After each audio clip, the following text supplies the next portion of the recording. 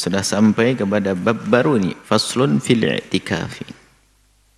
Tentang i'tikaf. I'tikaf artinya diam secara bahasa.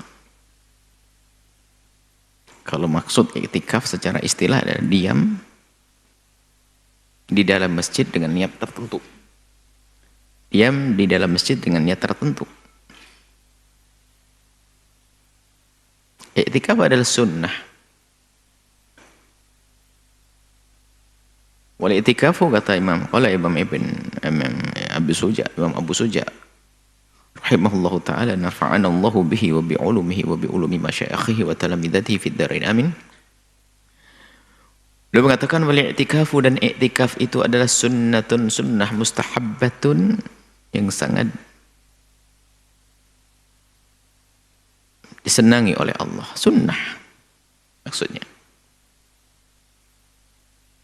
di setiap waktu. Akan tapi di sana ada waktu-waktu yang lebih dianjurkan untuk beriktikaf, yaitu di bulan Ramadan. Lebih khusus lagi nanti di 10 akhir bulan Ramadan. Lebih khusus lagi di hari-hari ganjilnya di 10 akhir bulan Ramadan. Akan tapi secara umum iktikaf adalah dianjurkan, disunnahkan, dan tidak akan berubah menjadi wajib kecuali dia bernazar. Kalau dia nazar untuk iktikaf, maka dia harus memenuhi nazarnya, maka iktikaf menjadi wajib. Dan iktikaf di dalam madhab kita Imam Syafi'i adalah mudah. Diam sejenak di dalam masjid sudah mendapatkan pahala iktikaf di tempat yang disebut masjid, biarpun tidak digunakan untuk sholat Jumat. Di sana ada madhab yang mensyaratkan di dalam iktikaf harus ada puasanya dan harus ada sehari semalam minimal, dan harus ada di masjid yang digunakan untuk bersolat Jumat. Ada. Tapi kami hadirkan di sini sesuai dengan yang kita baca kitabnya Imam Abi Suja, kitab madhab Imam Syafi'i, madhab kita. Dan ini adalah sangat mudah, peluang besar bagi kita untuk mendapatkan pahala iktikaf. Karena iktikaf menurut madhab kita Imam Syafi'i, termasuk yang ditulis oleh Abu Suja di sini adalah, biarpun kita duduk sesaat sebentar, sekedar kadar kita mengucapkan kalimat subhanallah atau tumakninah, itu sudah bisa dianggap iktikaf. Duduk sebentar niat iktikaf, berdiri dapat pahala. Jadi seperti itu dalam madhab kita Imam Syafi'i. Akan tapi yang jadi masalah di dalam madhab kita Imam Syafi'i adalah, ini masalah besar, menjadikan tidak ada nilainya iktikaf itu. Masalah besar bagi kita adalah suka lupa niat saat duduk di masjid. Duduk di masjid berjam-jam nggak niat lah, ini masalah besar ini. Lupa niat, ayo koreksi diri sendiri. Yang biasa duduk di masjid, niat iktikaf atau tidak? Ini masalah besar bagi kita adalah lupa niat. Sebab amal tanpa niat gak diterima. Maka niatkan. Bahkan sebagian para ulama menghimbau agar kita benar-benar sadar akan niat, malah dinadarkan biar mendapatkan pahala wajib. Sehingga kalau dia sudah punya nazar tuh iktikaf, aku nadar iktikaf muddata iqamati fi hadzal masjid, sepanjang aku tinggal di dalam masjid. Maka di saat masuk dia niat iktikaf karena mau nadarnya. Dia ingat 2 kali niat. Waktu mau masuk dia ingat dengan nadarnya. Dia bernadar, setelah masuk dia memenuhi nadarnya, mendapat pahala wajib. Intinya ingatlah, jangan sampai tidak. Duduk saja sudah dapat pahala, apalagi nanti di situ dibaringin dengan berzikir, membaca Al-Quran, sholat dan lainnya. Ada iktikaf dan di masjid. Kalau tidak masjid tidak bisa digunakan untuk iktikaf.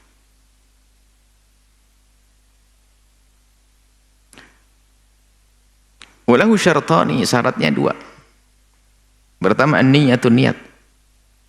Innamal a'malu binniyati. Segala amal perbuatan kita ini baru dianggap kalau ada niatnya. Wa innama likulli imri'in ma nawa, sesuai dengan niat itulah ia akan dapat. niat iktikaf. Makanya kalau kita ingin masuk masjid itu, yuk kita dapatkan pahala yang berdobel-dobel. Mengambil air wudhu, masuk masjid, kita akan melakukan salat tahiyatul masjid. Salat tahiyatul masjid digabung sekaligus dengan salat wudhu, karena kita habis wudhu. Kemudian kita duduk, niat iktikaf, Allah. Pahala. Ya itu. Pertama adalah niat. Yang kedua harus ada wal-lubthu fil masjid. Harus terbukti dia sempat tinggal diam biarpun sejenak di dalam masjid untuk disebut sebagai orang beriktikaf.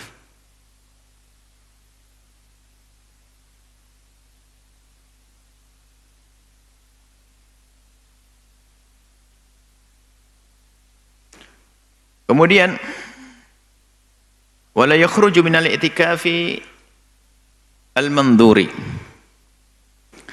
Nah, ini ada i'tikaf nazar sesuai dengan nazarnya.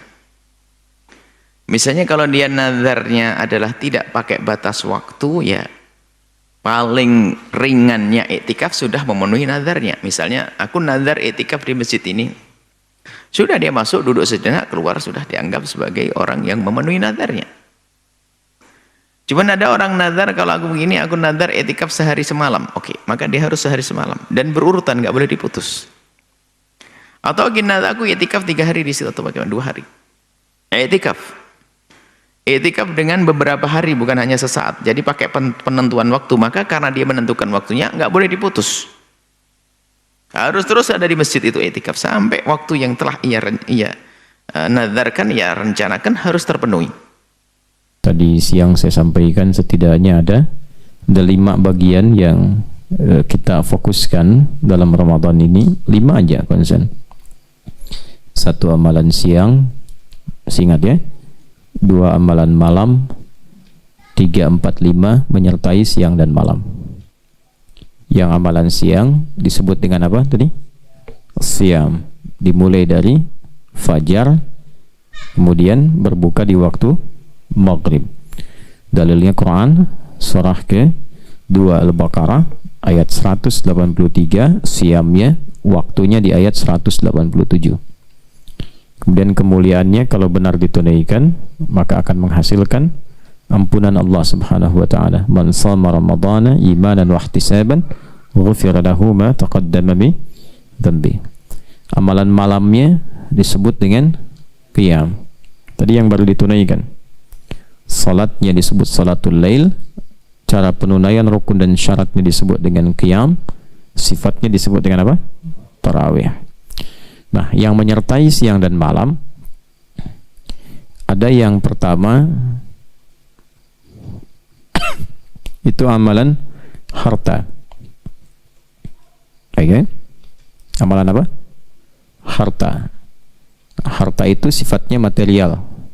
Jadi bisa sekarang dalam bentuk uang, bisa dalam bentuk makanan, bentuk pakaian. Dan itu dimotivasi oleh Nabi SAW karena Ramadan ini kelipatannya lebih dari hari biasa. Jadi amalan harta ini kalau hari biasa standar paling ringannya 700 kali, paling ringan. Jadi bukan patokannya 700, bukan. Tapi paling standarnya 700. Jadi amal biasa yang tidak melibatkan harta itu 10. Quran surah 6 ayat 160. Man jaa bil hasanati falahu asyru amthaliha. Tadi salat misalnya. Salat kan enggak melibatkan harta. Ada orang salat bayar. Enggak ada kan ya? Baik. Nah, salat itu amalan fisik. Sekali salat itu mendapatkan 10 kebaikan. Kalau jamaah 27. Jadi 27 kali 10. Kalau dilakukan di masjid dapat 25 lagi. Nanti di hadis Muslim jarak 1, kedua, ketiga, keempat masing-masing 500 tahun. Jadi hitungannya bukan 1, 2, 3 terlalu kecil. 1, kedua 500 tahun, 2, ketiga 500 tahun. Nanti tampaknya saat di akhirat. Kalau pahala itu bicaranya akhirat bukan dunia. Ya, kalau dunia itu keberkahannya. Kalau pahala di akhirat ditampakkan saat akan meninggal. Nah, jadi kalau pengen cepat lihat ya nggak apa-apa. Ya. Cuman kalau belum waktunya nggak akan terjadi. Nanti saat sakaratul maut ditampakkan sesuai kebiasaan. Ya.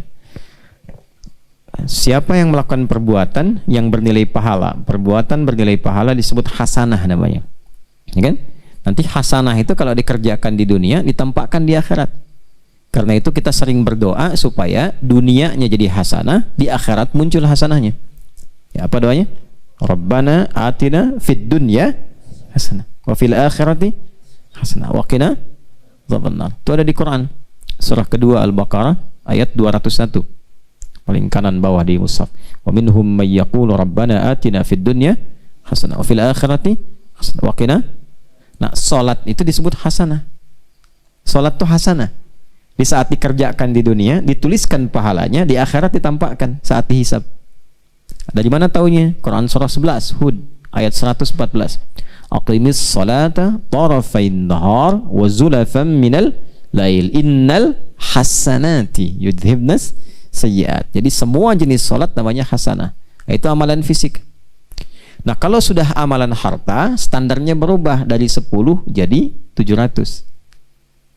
Nah, karena kalau salat amalan fisik semua bisa mengerjakan, yang tak ada harta pun bisa salat, bahkan mengikat wajib, ya kan? Jadi sama semua. Tapi kalau sudah menggunakan harta, bahkan yang punya harta pun belum tentu mau mengeluarkan hartanya. Apa dikira wajib zakat mau keluar zakatnya? Belum tentu. Apalagi infak. Ya. Dan kalau sudah semakin banyak, biasanya kalau jarang atau sedikit infaknya. Makanya ada rumus dari para ulama, kalau masih sedikit, rajin-rajin berinfak. Karena kalau sudah banyak, belum tentu mau dibagi. Coba begini, punya teman ya, punya uang 1000, dibagi 2 mau nggak? 500. Mau. Ya, kalau sedang jalan nih, mau beli makan, ada 10.000, kita bagi 2 lah. Saya 5.000, kamu 5.000. Tapi kalau sudah dapat 1 miliar, mau nggak dibagi 2? Nah, itulah manusia. Lebih banyak cenderung sedikit berbaginya. Ya, padahal kan sama-sama setengah kan? Ya kan? Nah, jadi harta itu nggak mudah dikeluarkan. Karena itu orang yang mampu beribadah lewat harta, lipat gandanya lebih daripada amalan fisik. Langsung 700 paling sedikitnya. Itu ada di Quran surah kedua Al-Baqarah ayat 261. Tadi dibacakan ya? Ya. Mathalul ladzina yunfiquna amwalahum fi sabilillah kamathali habbatin ambatat 7 sanabil fi kulli sumbulatin mi'atu habba wallahu yudha'ifu liman yasha wallahu wasi'un. Jadi standarnya kalau keluar 1 rupiah kalikan 7 ambatat 7 sanabil kali 100 berapa? 700. Nah, 700 itu bukan amalan akhir, bukan pahala akhir, itu standar. Semakin berhitung diberikan sesuai hitungan. Alhamdulillah saya infak hari ini 1.000, dapat 700.000, dikasih 700.000. Tapi kalau tidak berhitung, ayatnya belum selesai. Kalau tidak berhitung, wallahu yudha'ifu liman yasha, maka Allah melipat gandakan tanpa hitungan bagi siapa yang dikehendaki. Salat juga begitu. Kalau ngitung jamaah lumayan dapat 27, dikasih 27. Tapi kalau nggak berhitung dilipat gandakan, apalagi Ramadan. Nah, amalan harta saat di Ramadan itu lipat gandanya lebih daripada 27, lebih daripada 100, lebih daripada 700. Jadi kalau hari biasa 700, Ramadan dilipat gandakan lagi. Karena itu Nabi senantiasa memberikan pesan, sekalipun cuma 1 kurma, kan pas buka tuh dapat kurma beberapa ya, nah, ambil dulu tuh supaya jadi hak milik. Setelah itu bagi sama teman. Itu rumus cepat ya. Rumus-rumus olah-olahan tuh begitu tuh. Ya, kan kalau sudah diambil jadi hak milik kan? Nah, bagi sama teman 1. Ya kan? Di sini kan nggak ada kotak infak karena wakaf semua. Ya. Atau minuman walaupun cuma sehirup. Gitu ya. Nah, itu kurang lebih demikian. Kalau hal-hal yang sifatnya materi itu tidak mudah dikeluarkan. Jadi baik siang ataupun malam. Nah, kalau siang nggak bisa bagi makanan, ya haram hukumnya, disuruh buka siang ya, dibagi tidak. Kalau siang silahkan, ada pakaian misalnya, ada apa bentuknya. Malam berbagi makanan atau menjelang buka, menjelang sahur, itu tinggi sekali pahalanya. Keempat ya, 1 siam, 2 qiyam, 3 amalan harta, amalul mal. Yang keempat Quran.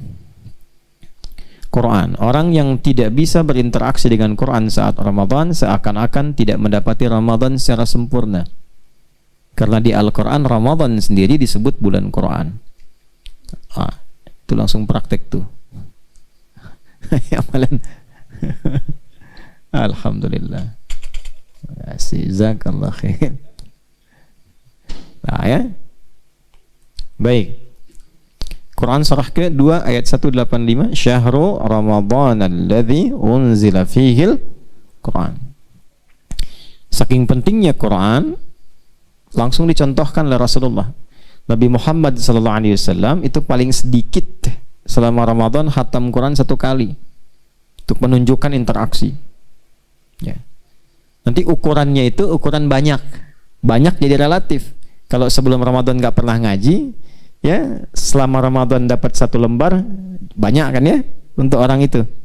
Nanti masing-masing berbeda-beda, tapi berkahnya luar biasa. Jadi interaksi dengan Quran itu membuat jiwa lebih sehat, hati lebih tenang, fisik lebih kuat. Di akhir-akhir hidupnya Rasulullah 2 kali khatam Al-Quran. Baiknya, bisa sebetulnya Nabi khatam berkali-kali, bisa ratusan kali bisa. Oh, Nabi kok.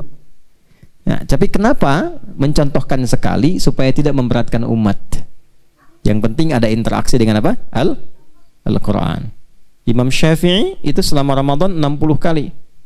Jadi sekali siang, sekali malam, sekali siang, sekali malam, 2 kali dalam sehari. Oke? Baik, yang kelima, doa. Baik di siang ataupun di malam hari. Perbanyak doa. Ini waktu mustajab sekarang ini. Ya, waktu-waktunya doa cepat dijawab oleh Allah Subhanahu wa taala. Minta. Nah, saya berikan beberapa waktu yang mustajab di waktu Ramadan. 1, saat berbuka. Ya.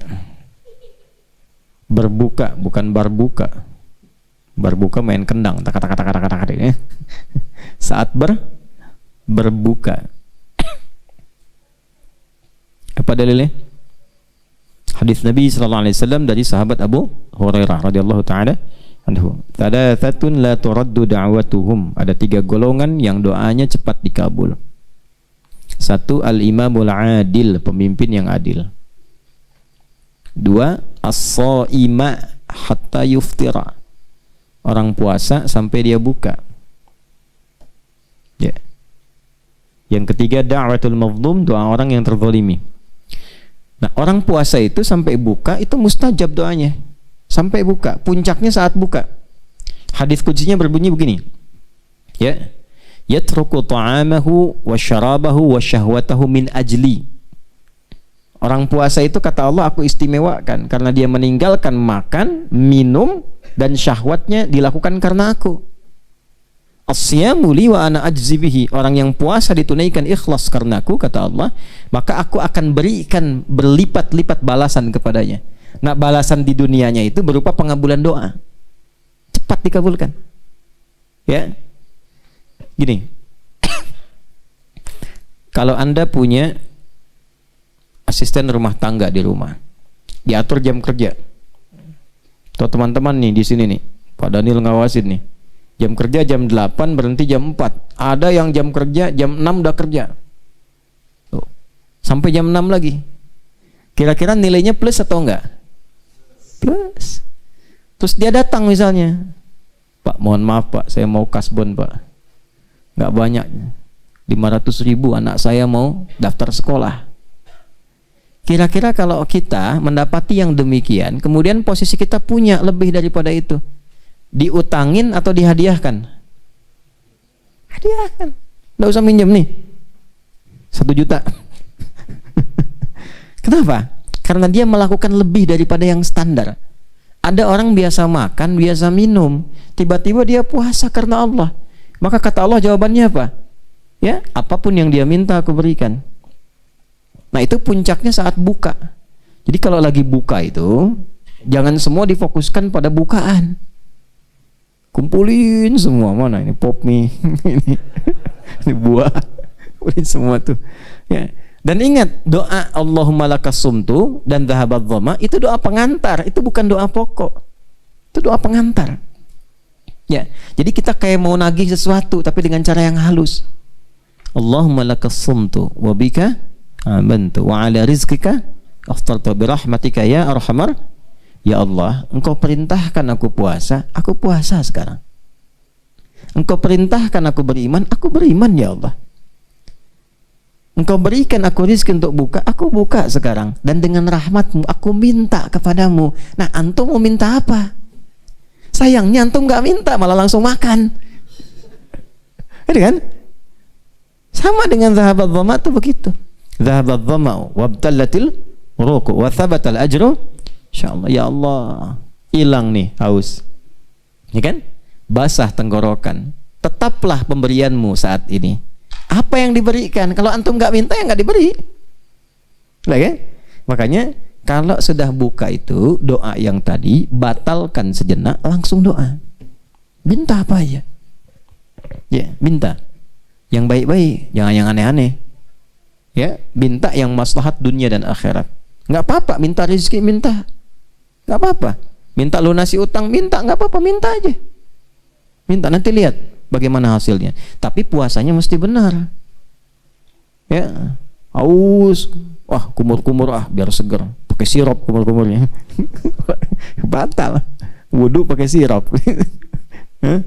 Yang benar puasanya, tahan yang betul. Sholatnya jangan tinggal, baca Quran, doa dikabul itu. Karena sudah rumus. Nah, itu ada di Al-Baqarah ayat 186 dan itu paket puasa. Berdoa itu paket puasa. Wa idza sa'alaka ibadi anni fa inni qarib. Perhatikan, ujibu da'watad da'i idza da'an. Kata Allah itu diisyaratkan sepanjang Ramadan pasti banyak hambaku yang datang kepadaku. Motifnya apa? Di antaranya berdoa, minta sesuatu.